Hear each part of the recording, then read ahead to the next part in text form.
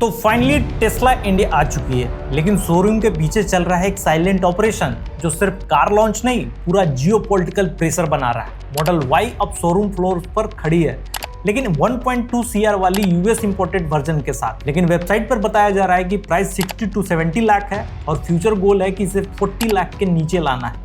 लेकिन मस्क का असली मिशन क्या है, कार लॉन्च या प्रेशर पॉलिटिक्स?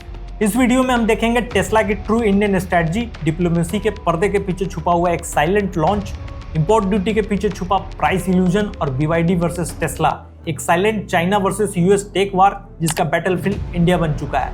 ये सिर्फ टेस्ला की स्टोरी नहीं है, ये इंडिया के ईवी फ्यूचर के लिए डिफाइनिंग मोमेंट है, क्योंकि ना कोई German EV brands mass appeal बना पाया है, ना कोई जापानीज प्लेयर इंडियन ट्रस्ट जीत पाया है। सिर्फ टाटा मोटर्स ने एक लोकल ईवी मूवमेंट शुरू किया है, लेकिन वो भी एक सर्टेन सेगमेंट तक ही लिमिट रखा है। अब सवाल ये नहीं है कि टेस्ला इंडिया में लॉन्च हो रही है, सवाल ये है कि क्या इलोन मस्क इंडिया को सिर्फ एक ट्रॉफी मार्केट मानते हैं या सच में यहाँ ग्लोबल ईवी डोमिनेंस बिल्ड करना चाहते हैं। अगर आप भी ईवी वार के असली मोहरे को पहचानना चाहते हैं तो चलिए शुरू करते हैं। इलोन मस्क इंडिया के लिए नए नहीं है। 2015 से मस्क बार बार कहते आ रहे कि टेस्ला इंडिया में आएगी, लेकिन हर बार कोई ना कोई एक्सक्यूज निकल आता था, इंपोर्ट ड्यूटी, पॉलिसी इशू या फिर लॉजिस्टिक। तो फिर अभी क्यों आए सडनली?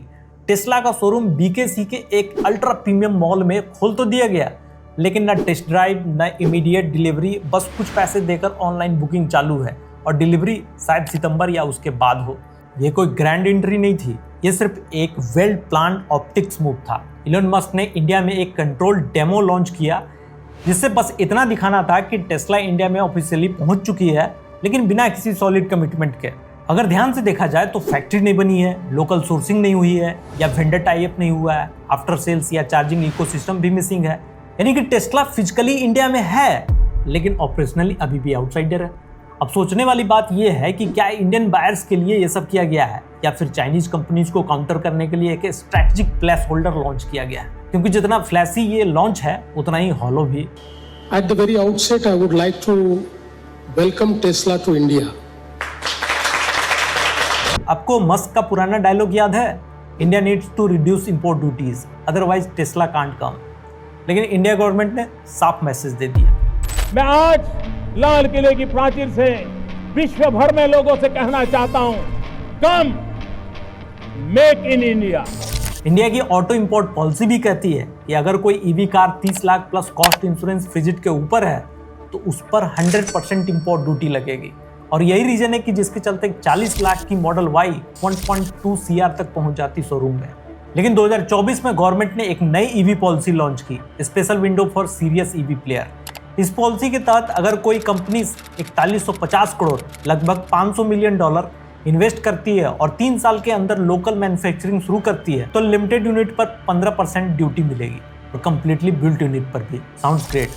लेकिन टेस्ला ने अभी तक ना इन्वेस्टमेंट अनाउंस किया है, ना प्लांट, ना प्रोडक्शन प्लान। सिर्फ शोरूम खोलकर एक साइकोलॉजिकल प्रेशर बना दिया है। पब्लिक भी एक्साइटेड हो जाए, गवर्नमेंट पर भी प्रेशर आए और चाइनीज ब्रांड भी डाउट में पड़ जाए। ये क्लासिक इलोन मस्क मूव है, फर्स्ट परसेप्शन देन नेगोशिएशन। उनका टारगेट है गवर्नमेंट से और रिलैक्स टर्म निकलवाना बिना अपफ्रंट कमिटमेंट दिए। अब बात करते हैं उस डर की जो मस्क को सबसे ज्यादा परेशान करता है, BYD। जब टेस्ला इंडिया में एंट्री के बारे में सोच रहा था, BYD क्वाइटली अपना जाल बुन चुका था। E6 और ऑटो 3 जैसी EVs फ्लीट बायर के लिए ऑलरेडी हिट बन चुकी थी। इंडिया में लोकल असेंबली शुरू हो चुकी थी और प्राइसिंग टेस्ला के मुकाबले कहीं ज्यादा एक्सेसिबल। जब टेस्ला ट्विटर कंट्रोवर्सीज में उलझी थी, BYD साइलेंटली इंडिया में ग्राउंड बना रहा था। BYD की ईवी स्ट्रेटजी बिल्कुल सर्जिकल थी। एक full stack plan, local assembly set करो, प्रोडक्ट पोर्टफोलियो तैयार करो, आफ्टर सेल्स नेटवर्क डिप्लॉय करो और ईवी मार्केट में क्वाइटली अर्ली मूवर एडवांटेज ले लो। टेस्ला को सबसे बड़ा झटका तब लगा जब BYD ने इंडिया में 1 बिलियन इन्वेस्टमेंट करने का ऐलान किया, लेकिन सरकार ने उस प्रपोजल को ब्लॉक कर दिया नेशनल सिक्योरिटी का रीजन देकर। और उसी टाइम एक बेहद इंटरेस्टिंग कोइंसिडेंस हुआ। टेस्ला ने BYD के ब्लॉक होने का फायदा उठाया, एक सिंबॉलिक स्ट्राइक की और इंडिया को दिखा दिया, look here comes your American EV saviour. लेकिन असली सवाल यह है कि BYD ऑलरेडी गाड़ियां बेच रहा है, लोकल असेंबली कर रहा है, चार्जिंग इंफ्रास्ट्रक्चर फैला रहा है और टेस्ला बस एक शोरूम के जरिए अपनी प्रेजेंस को फील करा रहा है। शोरूम में जो मॉडल वाई खड़ी है वो कोई इंडिया स्पेक कार नहीं है, वो एक CBU यूनिट है जिसकी कीमत 1.2 CR के आसपास है। फिर भी लोगों को कहा जा रहा है कि ये गाड़ी जल्द ही 60 से 70 लाख में मिलेगी और फ्यूचर में शायद 40 लाख में भी। ये सिंपल प्राइसिंग प्रॉमिस नहीं है, ये एक साइकोलॉजिकल ट्रैप है। लोग गाड़ी को फील कर रहे हैं, सोशल मीडिया पर उसकी फोटो डाल रहे हैं और सबकॉन्शियसली मान रहे हैं कि अब टेस्ला उनकी पहुंच में है। लेकिन हकीकत ना ही कोई प्लांट कंफर्म है और ना ही टेस्ला ने मार्च 2024 की ईवी पॉलिसी के लिए अप्लाई किया है, जबकि वही पॉलिसी है जिसमें 4150 करोड़ इन्वेस्ट करने पर सिर्फ 15% इंपोर्ट ड्यूटी मिलती है। तो क्या मस्क टाइम पास कर रहे हैं या फिर साइलेंटली कोई बड़ा सेटअप हो रहा है? सोर्सेज बताते हैं कि टेस्ला तमिलनाडु, गुजरात और महाराष्ट्र में लैंड डील एक्सप्लोर कर रहा है। ओला इलेक्ट्रिक ने भी टेस्ला को पिच किया है और तमिलनाडु प्लांट और वेंडर इंफ्रा को ऑफर किया है। आनंद महिंद्रा ने मस्क को एक्स पर वेलकम करके एक बात तो साफ कर दी है कि कंपटीशन फ्यूल्स इनोवेशन, यानी कि रेस्पेक्ट भी और चैलेंज भी।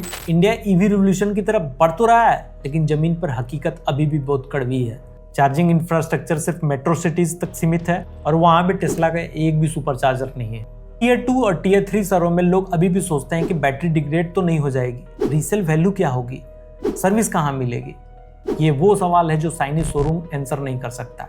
टाटा, महिंद्रा, एमजी जैसी कंपनीज 10 से 15 लाख की ईवीज बनाकर मास मार्केट में ट्रस्ट बना रही है। टेस्ला के लिए ये मार्केट हाई वॉल्यूम है लेकिन लो मार्जिन, और यहाँ सिर्फ प्रोडक्ट नहीं बिकता, यहाँ बिकता है भरोसा। अगर टेस्ला को इंडिया जीतनी है तो उसे शोरूम से बाहर निकलना होगा। हाईवे पर चलती गाड़ियां, हर 500 किलोमीटर पे फास्ट चार्जर और छोटे शहरों में सर्विस नेटवर्क। इलन मस्क का नाम भले ग्लोबल हो सकता है, लेकिन इंडिया में वैल्यू तब मिलेगी जब फुलेरा का मैकेनिक भी बोले कि टेस्ला की सर्विस तो अपने पंचायत में भी है। इंडिया सिर्फ एक मार्केट नहीं, ये एक बैटलफील्ड है और यहाँ परसेप्शन नहीं, प्रेजेंस चलता है। टेस्ला को भी लग्जरी से निकलकर लोगों के दिल और सड़क दोनों पर उतरना होगा, तभी रिवॉल्यूशन पॉसिबल है। इलन मस्क ने खुद एक बार कहा था कि Tesla is not a car company, it's a energy company that happens to make cars, और शायद यही लाइन सब कुछ बता देता है। टेस्ला की इंडिया एंट्री सिर्फ ईवी बेचने की कोशिश नहीं है, ये एक साइलेंट एंट्री है एनर्जी वार जोन में। Power walls, solar roofs, battery storage system. Musk का असली मिशन है इंडिया की ग्रिड को टेस्ला बना देना। मैं भी शायद इसीलिए इतना डिले हुआ, क्योंकि मस्क शोरूम से पहले जमीन तैयार कर रहा था।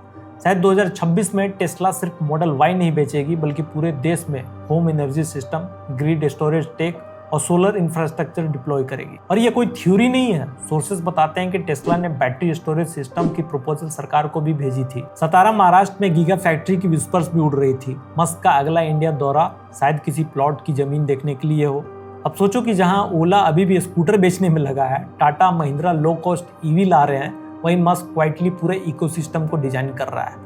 ये सिर्फ लॉन्च नहीं, ये डोमिनेंस की तैयारी है और टाइमिंग एकदम परफेक्ट है। जब दुनिया चाइना से परेशान है, इंडिया बन सकता है next energy manufacturing hub. Democracy, demand और डिप्लोमेसी सब टेस्ला के फेवर में है, और मस्क जानता है कि अगर इंडिया में पकड़ बनी तो पूरा गेम ग्लोबल स्केल पर पलट सकता है। तो शोरूम सिर्फ एक डिस्ट्रैक्शन है, असल गेम उसका बैकएंड में चल रहा है, जहां ब्लूप्रिंट्स, बैटरी सेल्स और एक बड़ा विजन तैयार है। टेस्ला इंडिया में आ चुकी है, पर अभी सिर्फ एक दरवाजा खोला गया। आगे जो आने वाला है वो सिर्फ गाड़ियां नहीं होंगी, वो पूरे एक एनर्जी एम्पायर की नींव होगी।